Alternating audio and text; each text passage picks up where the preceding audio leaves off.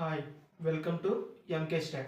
Today topic is least cost method. ఓకేనా previous క్లాస్లో north west corner rule అనేది చూసాము. ఇప్పుడు టుడే క్లాస్లో ఏం చేస్తున్నాం అంటే లీస్ట్ కాస్ట్ మెథడ్ అనేది చూద్దాం. ఓకేనా మనకి ఏమి ఇచ్చున్నాడు, డెస్టినేషన్స్ ఇచ్చున్నాడు. ఏమి ఇచ్చున్నాడు, D1 D2 D3 D4. Okay, అదేవిధంగా ఆరిజిన్ O1 O2 O3 ఇచ్చున్నాడు. అంటే ఆరిజిన్ అనే ప్లేస్ నుంచి మనం ప్రోడక్ట్స్ డెస్టినేషన్కి అనేది మనం ట్రాన్స్పోర్ట్ చేస్తున్నాం. అర్థమవుతుందా? ఆ ట్రాన్స్పోర్టేషన్ యొక్క కాస్ట్ని మనం ఏం చేయాలి అంటే మినిమైజ్ చేయాలి. ఆల్రెడీ ప్రీవియస్ సెషన్లో మనం డిస్కస్ చేస్తున్నాం వీటి గురించి ఇంట్రొడక్షన్, అక్కడ ఒకసారి చూడండి. ఓకేనా, ఇక్కడ ఏందిరా అంటే ఫస్ట్ మనం ఏం చెక్ చేసుకోవాలి, మనకి ఇక్కడ ఏమి ఇచ్చున్నాడు, సప్లై ఇచ్చున్నాడు. ఓకేనా, అదేవిధంగా వచ్చి డిమాండ్ ఇచ్చున్నాడు. ఇక్కడ సప్లై అంటే total supply equal to total demand ఈక్వల్గా ఉందా లేదా అనేది ఫస్ట్ ఆఫ్ ఆల్ మనం చెక్ చేసుకోవాలి. అంటే సింపుల్గా summation I equal to 1 to M AI equal to summation J equal to 1 to N BJ ఈక్వల్గా ఉందా లేదా అనేది చెక్ చేసుకోవాలి. Total supply equal to total demand. సింపుల్గా ఏం లేదమ్మా, 20 plus 70 plus 50 equal to next 60 plus 40 plus 30 plus 10 అవి ఈక్వల్గా ఉన్నాయో లేదా చెక్ చేయాలి. చూసుకోండి, ఇక్కడ 20 plus 70 ఎంత వస్తుంది, 90. 90 plus 50 ఎంత వస్తుంది, 140 equal to 60 plus 40 100. 100 plus 30 130. 130 plus 10 ఎంత వస్తుంది, 140.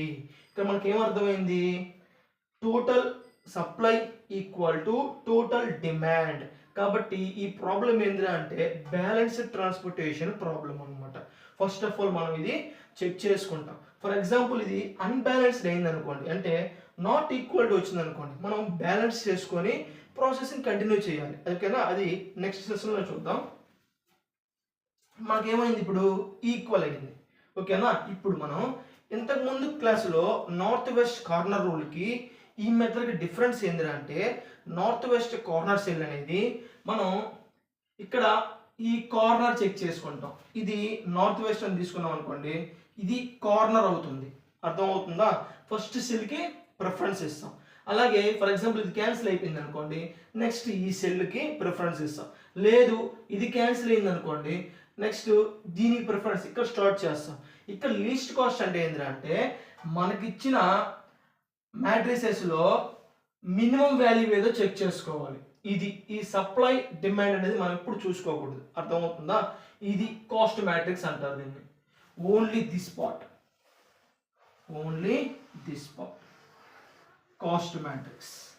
దీంట్లో మనం ఏం చెక్ చేస్తామంటే మినిమం వాల్యూ చెక్ చేసుకోవాలి. ఏముంది మనకి మినిమం వాల్యూ చూసుకుంటే ఇక్కడ వచ్చి 4 ఉంది.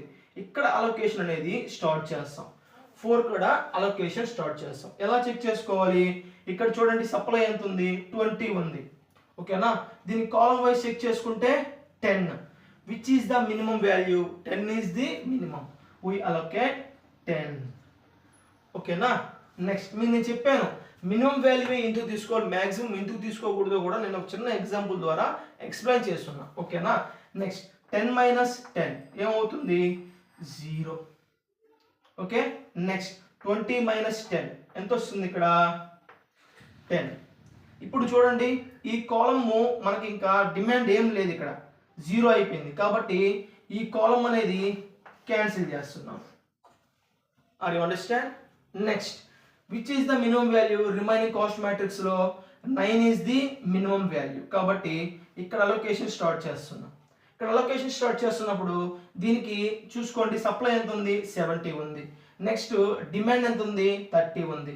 70 30 which is the minimum value, 30 is the minimum value, we allocate 30.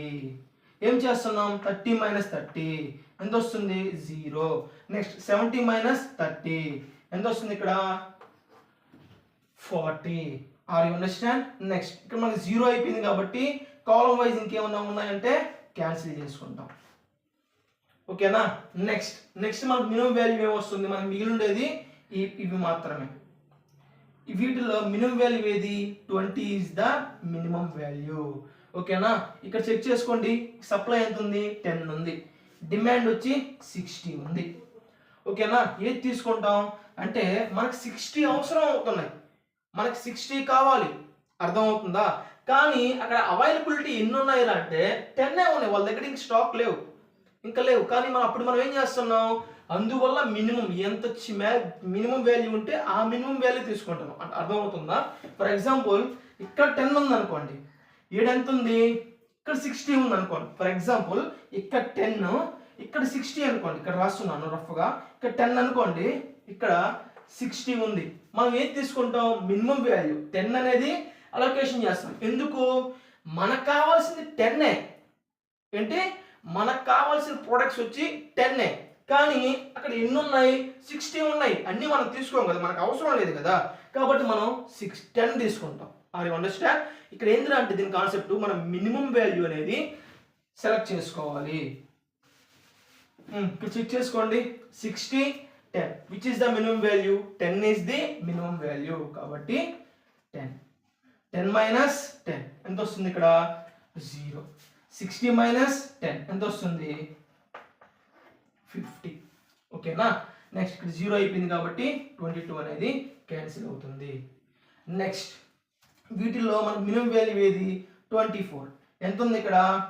50 ఉంది, 40 ఉంది. మినిమం వాల్యూ మనకి ఏమొస్తుంది? 40. 40 మైనస్ 40 0.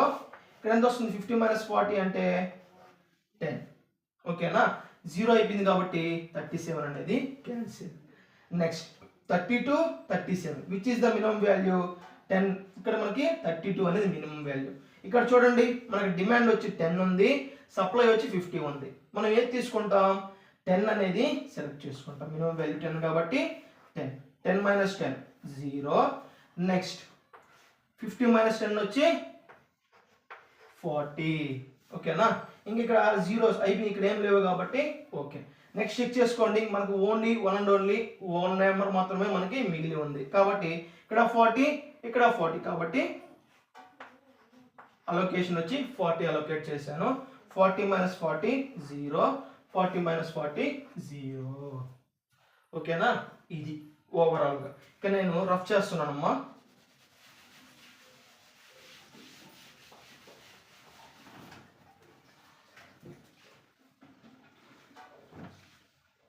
రఫ్ చేస్తున్నాను. నెక్స్ట్ మనం ఏం చెక్ చేసుకోవాలని చెప్పాను? రిమ్ రిక్వైర్మెంట్ సాటిస్ఫై అవుతుందా లేదా అనేది చెక్ చేసుకోవాలి. ఓకేనా? అంటే ఏంటి? ద నెంబర్ ఆఫ్ అలొకేషన్స్, మొత్తం ఎన్ని ఉన్నాయి? Number of allocations 1. క్యాన్సిల్ అయినవి కాదు, క్యాన్సిల్ కాకుండా ఉన్నాయి చూసారా ఇట్లాంటి ప్లేసెస్, అవి చెక్ చేసుకోండి. 1, 2, 3, 4, 5, 6. ద నెంబర్ ఆఫ్ అలొకేషన్స్ వచ్చి 6 equal to m plus n minus 1 satisfy అవుతుందో చెక్ చేసుకోవాలి. మీకు ఆల్రెడీ నేను చెప్పున్నా, m అంటే ఏంటి? Number of rose. ఎన్ని ఉన్నాయి రోస్? 1, 2, 3. నెంబర్ ఆఫ్ రోస్ ఎన్ని ఉన్నాయి? 3 ప్లస్ n అంటే ఏంటి? Number of columns. 1, 2, 3, 4. మొత్తం ఎన్ని ఉన్నాయి? 4 మైనస్ 1 7 మైనస్ 1 అంటే 6. 6 equal to 6. The rim requirement అనేది సాటిస్ఫై అనేది అయ్యింది.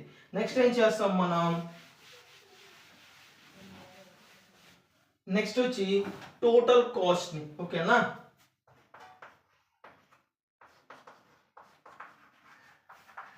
The total cost equal to, ఇక్కడ చూడండి ఎక్కడ అలొకేషన్స్ అయ్యి ఉన్నాయో వాటి మొత్తం నేను సెలెక్ట్ చేసుకుంటున్నాను. ఏముంది? 20 into 10 ప్లస్ నెక్స్ట్ ఏముంది? 4 into 10 plus next 24 into 40, 24 into 40, next 9 into 30 plus next 32 into 10 plus last మనకి ఏముంది 37 ఇంటూ 40 37 ఇంటూ 40 మనకి ఇవి మల్టిప్లికేషన్ చేసుకోండి మొత్తం మనకి ఎంత వస్తుందంటే 3270 రూపీస్ వస్తుంది. ఇలా అన్న కన్సిడర్ చేసుకోండి, లేకపోతే ఓకేనా ఏదన్నా ఒకటి అర్థమవుతుందా. కాబట్టి మనం మినిమం కాస్ట్ ఎంత అవుతుంది 3270 అనేది ఆన్సర్. అర్థమైందా. మనం ఏం చెక్ చేసుకోవాలి, ఫస్ట్ బ్యాలెన్స్డ్ అన్బ్యాలెన్స్డ్ చెక్ చేసుకోవాలి. ఏ విధంగా చెక్ చేసుకుంటాం, total supply equal to total demand, అంటే ఈ సప్లై మొత్తం యాడ్ చేసుకోవాలి, ఈక్వల్ టు ఈ డిమాండ్ని యాడ్ చేసుకోవాలి. అది ఈక్వల్గా అయితే బ్యాలెన్స్డ్ అయితే అది ఏమవుతుందంటే బ్యాలెన్స్డ్ ట్రాన్స్పోర్టేషన్ ప్రాబ్లం అవుతుంది. ఈక్వల్గా అయితే అర్థమవుతుందా. మన ప్రాసెస్ అనేది మనం కంటిన్యూ చేసుకోవచ్చు. ఓకేనా. Thank you.